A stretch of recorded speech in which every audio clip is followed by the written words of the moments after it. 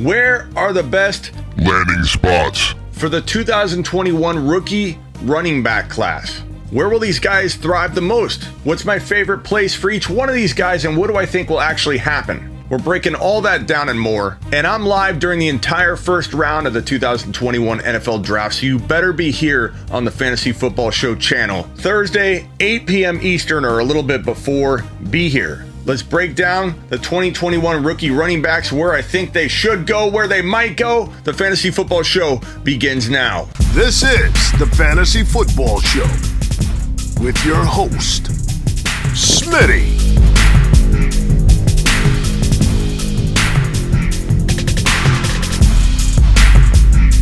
Top 5 running back. You're watching the Fantasy Football Show. Smitty! Take a lap. Right in front of your face are landing spots, and I have the top ranked rookie running backs, or at least the ones I feel like I want to talk about right now because it's my show. And because I'm not cookie cutter, I'm going to tell you what I really think here. I think Arizona is the best spot for Najee Harris. I think San Fran would be ideal as well. This is how unicorns are made, people. You put Najee Harris in Arizona, or you put him in San Fran, and you have a unicorn. A unicorn, something that is highly desirable but difficult to find or obtain. Now, is it likely? There are some obstacles in the way. I don't think James Conner is that big of an obstacle in Arizona like other people think. The dude's getting $1.4 million, a nice sum for an average Joe, but his contract in NFL terms is nothing that's going to stand in the way from the Cardinals taking Harris if they're on the clock and he's the best player on the board to that organization, not to you, Bill.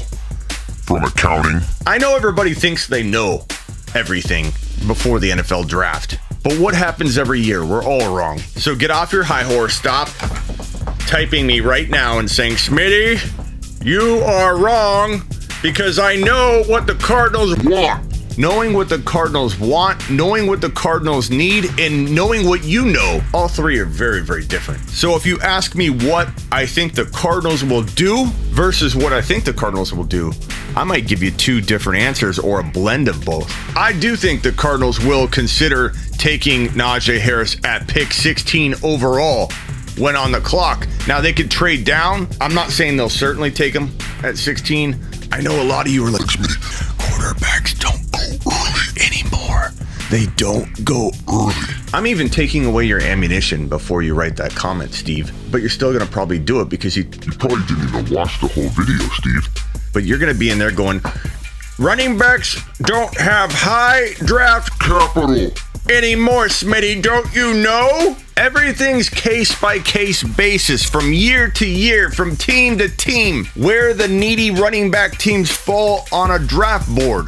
Everything is different from year to year. Everything's a cycle. Just because of 5 straight years of undervalued running back scouting and drafting and investing has taken place doesn't mean that you'll find 1 or 2 teams this year that go, hey, Najee Harris could keep Kyler Murray healthy. Najee Harris could keep Kyler Murray maturing and getting to that point where he doesn't have the pressure that he'd have with Chase Edmonds or a hurt, banged up, I can't stay healthy James Conner running the football. I'm in Arizona. I think I have a little authority to talk about the Cardinals. I'm a little plugged in and dialed into what their goal and objectives are for 2021 and beyond. Goal number 1, protect Kyler Murray. Goal number 2, put Kyler Murray in the best position possible to progress and mature properly.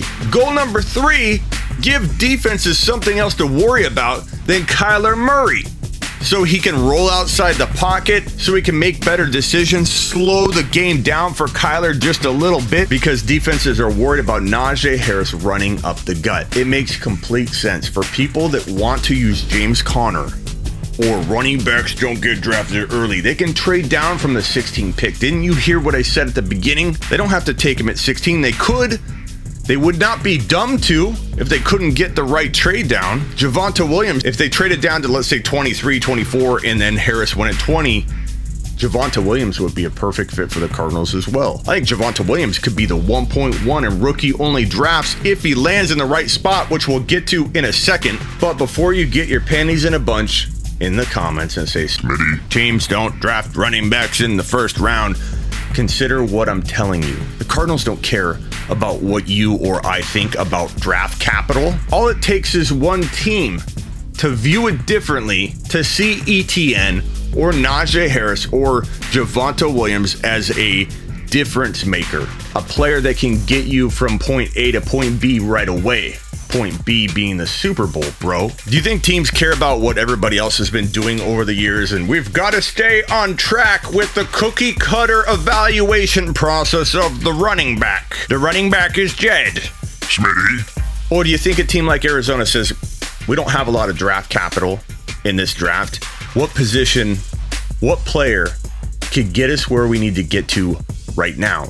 What player can transform our offense into an offense that Kyler Murray's given even more freedom to be dangerous? What player helps our defense get better because our offense stays on the field more and lets our defense rest and be healthy? Najee Harris. Najee Harris puts the Cardinals in the driver's seat to win their division, clinch a playoff berth, and have multiple playoff wins, potentially a Super Bowl appearance. You're probably saying this is a hometown team guy talking right now. He don't know Sheet.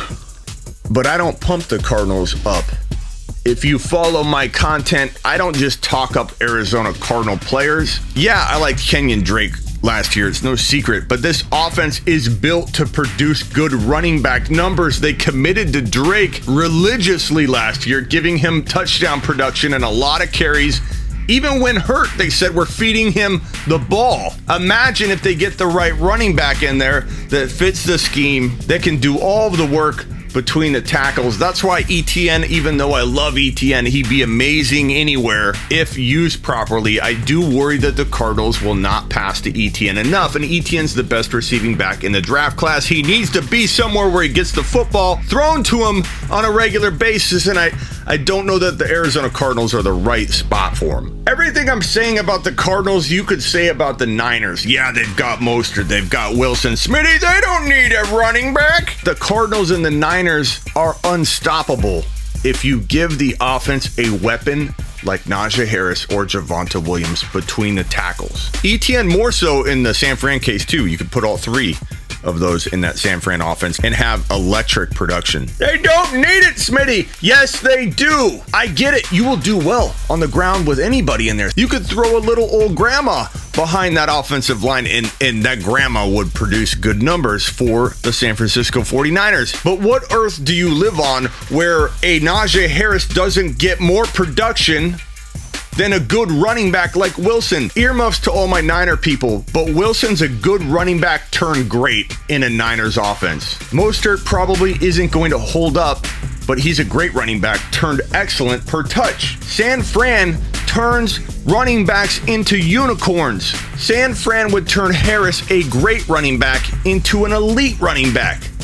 The Cardinals would turn Harris into an elite running back. No matter what you say, no matter what you think the Cardinals and the Niners will do, I'm just here to tell you this is the best landing spot. These two landing spots are the best. How likely are they to happen? Not as likely as, I would say, Pittsburgh. Pittsburgh's more likely. Miami is probably more likely. And I love Etienne in both of these locations, but I'm telling you right now, it's great running back versus a unicorn if Harris lands in either San Fran or Arizona. As I said, I don't love Etienne in Arizona. I love Williams in Arizona. I like Hubbard in Arizona, but again, will they pass to him enough? I don't know, but I wouldn't mind this because it would be late draft capital and a lot of upside and a lot of wiggle room for Hubbard up the lineup, and he could find himself a starting job. San Fran is going to follow Arizona down on this one as well. I can see a Pittsburgh jersey on Sermon right now. Second round running back, maybe later, but second round running back material. The Steelers need to draft an offensive lineman. Maybe they do that in round one and they come back and they get Sermon later. Etienne's okay there. Williams is great there. Etienne's great in Miami. Hubbard would be fun in Miami, climbing up the depth chart, taking over for Gaskin later in the year. Gainwell, I don't like Gainwell in Arizona or San Fran necessarily. I mean, I don't hate it, but the Chargers, I realize the Chargers probably won't take Najee Harris, but keep in mind how good Eckler is when he's in his original role, the role he was born in, the PPR role, the 100 reception running back role. Harris in a Chargers uniform would be fire. It would make the offense so freaking good. And I know everybody's logic is like, put in a box and you regurgitate what you hear. Why would the Chargers take a running back? They have Austin Eckler, Smitty, you're an idiot. Because it works. And if you look past the initial reaction most people have, you realize Harris would be a fantastic fit and that offense would be unstoppable. You've got Keenan Allen. You've got other wide receivers that are very serviceable. You get a running back between the tackles that makes Eckler impossible to contain. You get the Eckler of old. You get the Melvin Gordon running back production up the middle. The Chargers would be fire. Herbert would be fire. Herbert's already on the MVP track in 2021, but if he gets his hands on Harris, Javonte Williams, Etienne, or Devonta Smith, or they trade up for Jamar Chase or Kyle Pitts, you don't know what could happen on draft day. The Chargers could trade up. If I'm running the Chargers, I get one of those guys, difference makers for Herbert to explode. Herbert, fast track MVP, baby. Chargers, surprise team of the year. Maybe even Super Bowl appearance, and you can laugh all you want at that. I've got receipts on my Buffalo Bill prediction, which was a funny thing to a lot of people a year and a half ago. New York is a top 3 or 4 landing spot for Harris, for Etienne, for Williams. New York is unique that they need and can use all 3 of them probably equally, whereas Arizona is better suited with a between the tackle guy like Williams or Harris. Pittsburgh's a good match again for all 3. Chargers don't need Etienne. They've got Eckler. They need Harris or Javonte Williams if they're going to get bold and crazy. If I'm predicting things, not what I want, but what I think could happen. Let me show you what I think actually happens. Hubbard will go San Fran. Miami, I'm going Najee. Let's say Pittsburgh gets Sherman. Scratch it. I'm giving Harris to the Cardinals. I don't care what any of you think. This is the best landing spot for the man. Miami's going Etienne. The New York Jets in the second round get Javonte Williams. This would be my ideal layout of this. Houston's a thought they might get in the game. They've got a lot of running backs. They're signing a bunch of garbage, so they may take a running back, but we'll leave them out. Watson's probably not playing 2021 if I had to guess. Let's just take Houston off the board. Chargers, again, they're kind of a wild card team that could get involved, but we'll leave them out of the equation here. We'll say Gainwell goes to Tampa Bay. This is kind of a mix of how I think it could happen and how I want it to happen. I realize I'm trying to will this into existence, but I feel like I do really know the Cardinals' objective, and they've got the balls to do this kind of thing. If you remember back when we drafted Kyler Murray in Arizona, Cliff just got here and said, Rosen, first round pick last year? I don't think so. Not on my watch. Hold my beer. I'm going to get our guy. I'm going to get the difference maker, and I don't care what anybody thinks. Putting the brass cojones on the table and doing the right thing. And I believe that the Cardinals coaching staff, if they're sitting there and they don't trade down, they'll still consider taking him at number 16 overall. I don't care that running backs traditionally don't go in the first round anymore, or especially in the middle of the first round. Again, why I think they try and trade down, because they can get away with it later, but I don't think they care. I don't think a team that wants a guy like Etienne cares what everybody's gonna say. This isn't high school where we're like, what are people going to whisper in the hallways if we take Harris too high? Just like I don't care when I take Mahomes at 3.1 or even 2.12 in a redraft league. I could care less. The only reason I would trade down and take Mahomes later is because I can, or I think I can. But I'm not going to play around at some point and try and trade the 3.1 down 5 more spots and get screwed and somebody snipe Mahomes at 3.4. I'm not going to worry about it. I'm going to take my guy. Harris opens up the offense. Harris makes Kyler a beast in 2021 and helps the Cardinals take that next step and become one of the best teams in the NFL. I know the corner might be an option. They could go Horns or Tan. Not a bad move. And maybe the Cardinals trade up and get Williams, or maybe the Cardinals end up with Chuba Hubbard. They could.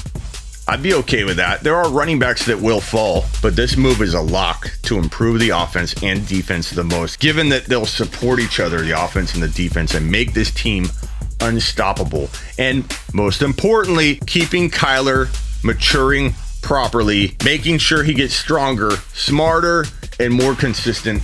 And the Cardinals can make a Super Bowl appearance once they have all of that on lock, and Harris gets you there quickest. There you have my all over the place breakdown on the 2021 rookies and the landing spots, potential landing spots, what I like, what I think can happen, what I think won't happen, but I wish would happen, because none of it's the same. If anybody gives you one very one-dimensional take on what's going to happen, why not hear what they think should happen and what they think will happen? Why not get both? Why get both? Because it tells you how much I really like the player and how I might not like him in certain situations, and the risk involved that a player may land in a bad spot or may not. Subscribe if you're new. Get over to Smitty1.com if you ever get lost. All my content is right there in one place. My links to SleeperU.com, my fantasy football rankings and bold prediction site, and text me on demand at HeySmitty.com. HeySmitty.com. You and I can break down trade offers, construct trade offers, help you better your team. Start bench advice. Text me at HeySmitty.com. And join me every Tuesday and Thursday, 4 p.m. to 7 p.m. Eastern on the Fantasy Football Show here on YouTube. You can always find it at thefantasyfootballshow.com or Smitty1.com. I am live every Tuesday and Thursday for 3 hours, 4 p.m. to 7 p.m. Eastern. I'm live the entire first round of the NFL draft. Make sure you check in with me the entire first round here at thefantasyfootballshow.com, here on YouTube. Be there. Later. This is the Fantasy Football Show with your host, Smitty.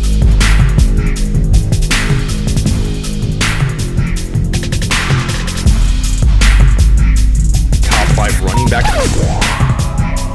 You're watching the Fantasy Football Show. Smitty.